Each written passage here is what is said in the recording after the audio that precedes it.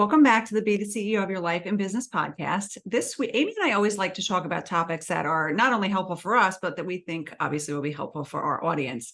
And this week, I'm so excited to share about a book that Amy and I have like a book club. Yeah, basically. No, I had never even heard of this book, but Amy brought it to my attention and I started reading it immediately. And it's been life-changing for us, even just this week, in the sense that, Amy and I have talked about before how, we transitioned in our business from being employees and working for somebody else to now being the employer and having to wear all the hats and manage all the things. Right. And at least for me personally, even now it's been almost 4 years since I was somebody else's employee, and I still struggle with it. And this book is really helping me figure out like why I'm struggling. It's called The 6 Types of Working Genius. And if you're watching us on YouTube, you can see the book. What's the author's name? Patrick Lencioni. Lencioni. Okay. This book is phenomenal. And I kept saying to Amy, I can't understand why I'm struggling. Like, I feel like I'm not getting enough done, on my litigation files. Like, I don't like it anymore. I don't know what it is. And reading this book was like a light bulb went off, because he goes through this method that he developed, the 6 types of working genius. And there's 6 types of working genius. And he said, based upon the studies they've done and the information they've gathered, everybody usually has 2. And so reading each one and reading the description, and Amy came up with it before me. You told me, what do you thought I fell into? Mm-hmm. Yep. And it's true. And if you think about it in the context of what Amy and I do on a daily basis, it makes so much sense. Yeah. And so now we're going to use that to work on maybe changing our business model a little bit, right? Yes. And so the 6 types of working genius, I think I picked this up because it was mentioned in another personal development book, and it's been sitting on my shelf. And for some reason this week, I was like, this will be the next book that I read. And I started reading it. And what I love is that it's actually like a fable. So it basically takes you Love into the way he wrote this book. Right? Unbelievable. It's such a fast read, guys. I picked this up literally 6 days ago. I finished it in 6 days. It was incredible. So it starts out as a fable, and it talks about this guy who he was doing so well in his career. And then all of a sudden he got promoted, and he got brought to a different level that he had to start doing more of the things that he wasn't used to doing. So he was really good at marketing and advertising. And then when he was promoted to another level that was like management style, he couldn't figure out why all of a sudden he didn't like it. And so he was talking to his wife about it. And his wife was like, I really think that you need to open up your own firm, like your own company. But I'm like really nervous for you. And he didn't understand it at the time. But the reason that she was obviously nervous is because while, the first little bit of time that the firm was doing great, the company was great, he had a great group of people, all of a sudden he started to feel like he was burning out, and he couldn't understand why. And then he was having a really poignant discussion with another team member, and the team member kind of turned around. I think they were asking like a question of like, how do we fix this? Or what do we do? And he started coming up with an answer right away, like a suggestion right away. What did she ask him? Do you remember? She was like, why are you like this? And not in the sense, because I think everybody was saying that he was really grumpy. And she was like, it wasn't a question as to like, why are you so grumpy? But like, why is it that you all of a sudden can get all of this energy when you ask, somebody asks you a question and you come back with an answer right away, and then you've just changed, like you're ready to go again. And he said that was the pivotal question to have asked, to realize that he has certain gifts that are God-given. He believes that they're God-given to each one of us. We have unique gifts, but they fall within one of these 6 categories. And so the categories are wonder, invention, discernment, galvanizing, enablement, and tenacity. So the first is wonder, which is about asking those big questions. Like if you run into a challenge or you have an issue in your company, for example, you're the one, if this is your genius, who's like, why is this such a hurdle? Or why do we have this speed bump over and over again?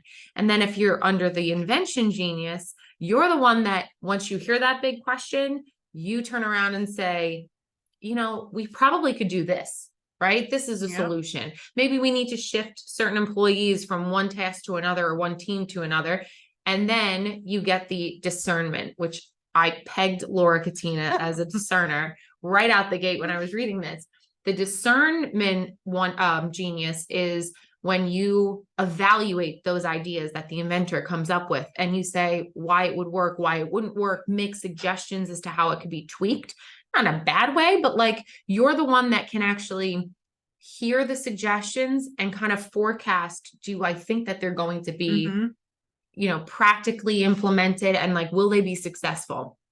And then once you have somebody that establishes kind of like the rough idea of the direction you should go by the discernment, then you have the galvanizer. And the galvanizer is the one that is motivating everybody. They're the ones that like want to get everybody to be excited around an idea. And then the next person is the enablement. It's the genius of enablement. They're the ones that are always there to support. Like whatever you need them to do, they will be kind of like supporting you along, getting what you need, getting you the resources, filling in those blanks. And then finally with tenacity are the people that are the workhorses. They are the ones that are doing all of the fine print. They're doing the last finished work. They are making sure that the project comes to completion, and they love it too. So that's the thing about these geniuses, is that if you have one of these geniuses or two, like he suggests, you love doing those things and love them in the sense that they give you energy. They don't drain your energy. They actually give you energy, right? Yeah. And the ones that don't suck you dry. Yes. And he But- calls them the frustrations. Yes. What's the one in the middle though? The competency. Competencies. Okay. Yes. So I have said to Amy, I don't know how many times, what is wrong with me? How many times have I said that to you over the last 1,000. couple months? Yes. And it's like this book was coming at the perfect time for us, because I've asked that question so many times and I just couldn't figure out why I was struggling so much with certain things. And when I read, I'm not done with the book, but I'm probably about 75% of the way through. Mhm. And when I read about the different geniuses, I thought, okay, well, I am definitely Wonder, because I loved asking I will say like, what about this? Or like, why won't this work? Or what do you think about this idea? Like, I like asking those big questions. Right. And then I love discernment. You know, I always talk about my intuition, and I can, if somebody comes to me with something, I can say, yeah, I think this is a good idea. And I'm pretty quick to figure out like what's going to work and what's not. Mhm. But if you ask me to be a galvanizer and like really get into the details and push people to do things, no, it's exhausting for me. Right. And the same thing, I think enablement is one of my competencies. Like I will be there. If you need something, I will support you. Just tell me what to do and I'll do it. And it's so funny because I'm realizing that I'm not just this way at work. Like if you look at my life outside of work, what does my husband do? He Mhm. plans the vacations. He dives into the details. He plans everything. And I'm like, just tell me where to show up. Just tell me Yes. what you need me to do. Yes. And so I'm realizing that I'm not just like that at work. And it's just so interesting. Tenacity, getting things over the finish line. Nope. Not for me. Right. And it's interesting thinking about it in the context of our practice areas Yes. and what we do here, and how we can maybe shift things a little bit to focus more on our quote unquote geniuses instead of our frustrations. Yes. Yeah. It's so funny because you guys, if you were in our office and you saw the level of excitement that I had, like coming in on Monday morning, and I was like, Laura, we have got to talk about this. This is blowing my mind. I think it's because we are kind of fooled into thinking like, if you're a lawyer, you're a lawyer. You got to do all the things that a lawyer does. Like you have to do all the writing, you have to do the negotiating, you have to do the research, you have to do every single thing, right?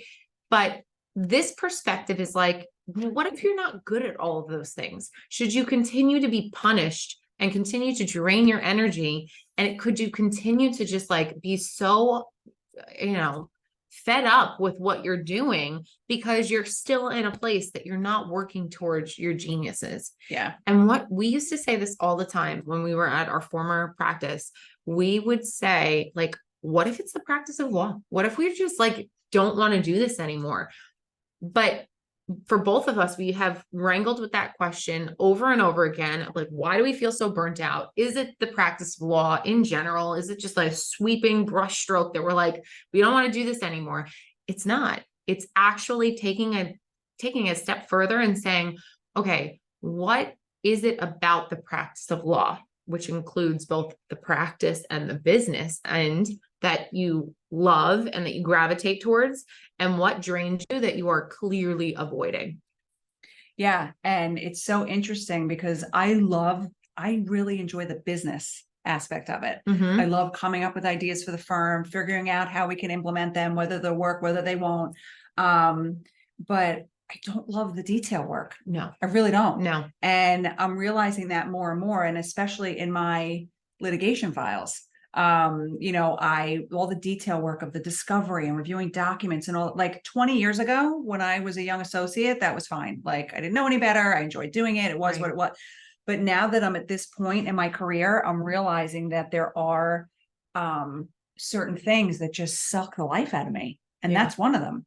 And this is also not to say that you can avoid all of the things that you Right. don't want to do. Like if you don't like doing dishes, you got to do them Right. someday, right? Like you got to Right. clean your underwear and you got to do the laundry. I mean, this is not about like, oh, nope, this isn't my genius. I'm not Yeah. doing it. Because the point of this, and this is what Patrick really hammers home, is that you have two geniuses. You want to try and set yourself up so that you are working in those geniuses as much as possible, but you still have competencies. And then you still have those frustrations where you don't want to spend a ton of time in it, but when you have to do it, you have to do it. Like we always say this to all of our office.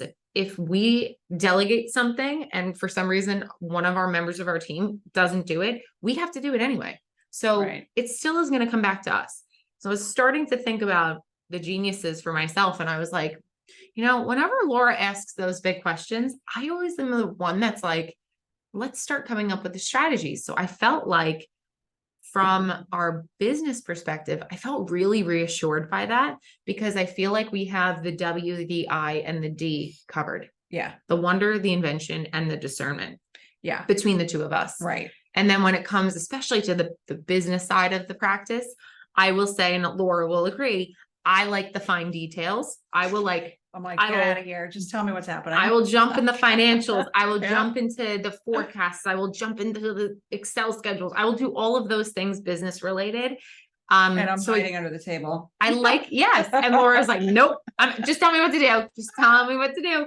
So I like the details. And I didn't realize that at first. I was like, I don't know if I really like the tenacity part, but then I'm realizing I spend a lot of time either galvanizing or enabling. And those areas like discernment, not so much, because I feel like you have that really covered and I don't really dabble in it. I'll do it if I have to, but it's not a frustration. But I do think that galvanizing and enablement are becoming frustrations of mine because I don't like to pull my energy away from tenacity of getting the things done and bringing them over the finish line to necessarily help everybody all the time. If somebody told me I can come into my office every day and close my door and just get all of my work done, I'd be happy as a clam. And that's why we were so much more productive, I feel, in a different way in our old role. Yes. Because when we were employees, we had our files. Yes. We went to work, we worked on our files, and we went home. Yes. And we didn't have 17,000 interruptions during the day. We didn't have employees that we were dealing with, things that we were delegating, because we really didn't have anybody to delegate to. Right. So it was just us handling everything. That was it. We got there, did our work, and went home. Yes. And so you were able to walk into your office, focus on what you were doing for the day, get whatever across the finish line that you needed to get across the finish line, and leave. Yes, that was it. And you can't do that as a business owner, folks. No. So Not even close. while that's one of my strong like geniuses, I'd say, I now take this knowledge and instead of being like, well, I can never run a business ever again, like, yep, there it goes for me. Now I just get really curious and I say, okay, what does that mean then? That means that with the big questions, those big wonder questions that Laura likes to do, I have to be an observer. I have to like let her have that wonder moment and then come in with the invention after that. And when it comes to enabling and galvanizing, I have to do it when I have to do it. But if there's somebody else that's better or that has those geniuses that can do it, we need to put them in that position. And it's interesting because I'm realizing like on our team, what people's geniuses are. We have somebody that works with us that is like, you give her a task, she will follow up until she gets that answer. Oh, And yeah. that is not me. I Yeah. want no part of it. I'm like, I will give you something and I just want it done. Like, I Yes. don't want to have to follow up 1,000 times.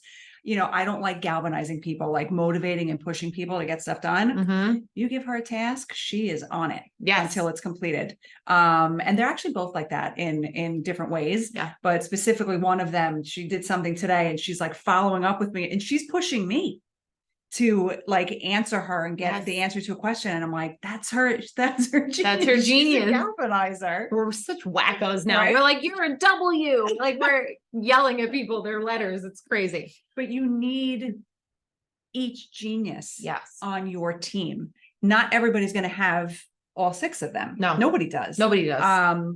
And it's interesting to see like different people on our team, like what their geniuses are, what their frustrations are, and what their competencies are. Because I think that once you figure that out, at least for us, I think we'll function better as a team. Yes. Do you agree? Well, coming back to like the team idea for a second here, you have to ask your team members too. Like we can't sit here and this is what we could do because we are the W, the I, and the D. We are all the way up here at the top and we're like, yes, that's it. Like theoretically and practically, that's exactly what the problem is. But if we ask them, they might be like, no, we love doing that. Or no, we enjoy that. And so you have to start talking to your team and communicating with them. And that's kind of what happened in this book. When they had a team meeting and the main character in the book said to his team, like, I've been galvanizing and it drains my energy. I don't like to do it. I don't want to motivate people every day. Like I'll do it if I have to, but I really don't want to have to do it. Then somebody piped up and was like, I love doing that. And everybody kind of just like stopped and was like, wait a second, you do love doing that. And they didn't see it though, because they assumed this CEO, this head of the company, is supposed to galvanize people. He's supposed to motivate everybody. That's his job as the CEO. But that's where the job titles don't always match perfectly with what your geniuses are. And that's what we're discovering. And that's what he was saying about how a lot of times when somebody is great at their job and they're so happy and then they get promoted, right, to a higher level. Yes. Devastating. And they hate it. Yep. And they're not good at it. Yes. And because they were good at what they were doing and they enjoyed it. And then they get promoted and they need a different skill set or have a different set of responsibilities that don't fall in line with what their geniuses are. Right. And then they become frustrations. And that's when it's like a spiral. Yes. And even I love the one part in the book where they realized, okay, so we have some weak areas in these 6 geniuses. We need to fill more of the tenacity genius. And they were like, well, how do you go about doing that? Like, you can't just be like, hey, are you tenacious? Like, what do you like to do? Like, nobody really knew the model. But then they realized that they could actually present the question to a prospective team member and say, if you don't like to finish work and you don't like to bring things over the finish line and you don't like to see things through completion, you're going to hate this job. Yeah. Like you're not going to like this. And we don't want you to suffer in this position because this is the role that our company needs to fill. And I thought that that was such a cool way to present a need to a prospective employee and say, wait a second, like you don't have to just hire somebody because they have experience being a paralegal, for example. If they don't like doing that kind of work, maybe they're better as an office manager. Right. Maybe they're better at some other role that they won't like flourish and grow if you put them in that position just because of the job title. Yeah.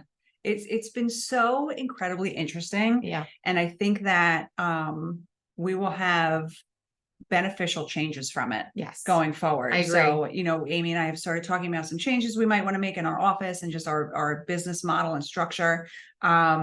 And I think that it will really help us move forward in a positive way so that we're both not so drained Yeah. all the time. Yeah. And it's not because we don't love, like, that's what he said in the beginning of the book. Like, he loved his work. He loved the people that he worked with. And he was like, why am I so drained all the time? Yeah. And it's because he was doing all of it. Mhm. The frustrations, the geniuses, and the competencies. He was doing all of it all the time. And so that's what becomes so exhausting. So, you know what? You don't even need to be part of a quote unquote team to benefit from this. Like, Yes. reading this, I'm even like considering like things that I do at home and why I'm so tired from them and why they frustrate me. So it's been incredibly helpful for me. And I know it has been for Amy too. So we highly recommend the book, The 6 Types of Working Genius. I promise you will get something out of it, whether Yes. it's for work, for home, personal business, whatever. You can always benefit from personal development like this. So we hope these tips were helpful. We thank you for spending time with us, and we'll talk to you on the next episode.